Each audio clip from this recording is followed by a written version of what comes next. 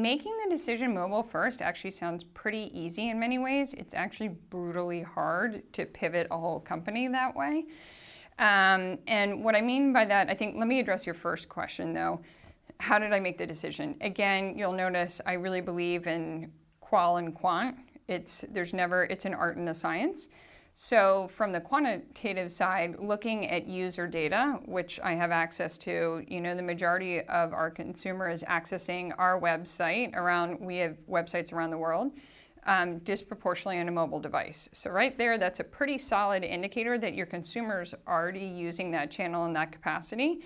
And then to further verify it, again, going to other external resources, seeing where trending is on usage behavior, you then get a pretty robust picture. This is the right big bet to go after.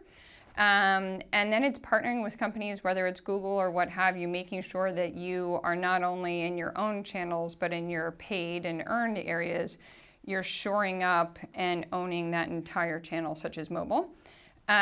So feel pretty solid about that bet.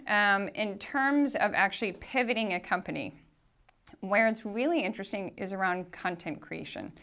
And what I mean by that is traditionally when you think about it, and I spent the first 10 years of my career on the advertising side, is traditionally what happens is for a campaign or what have you, everybody thinks about whether it's print or TV, and then you fan out from there into digital and other different channels or elements. When you're mobile first, you are shooting first and foremost for mobile. So you understand, so does the photographer, Digitech, everybody understands the objective is to get the most amazing, whether it's GIFs or video first, and then you're backing out into print and other things.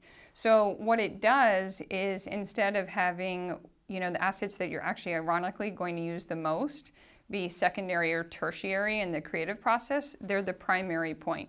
And from there, everything else fans out.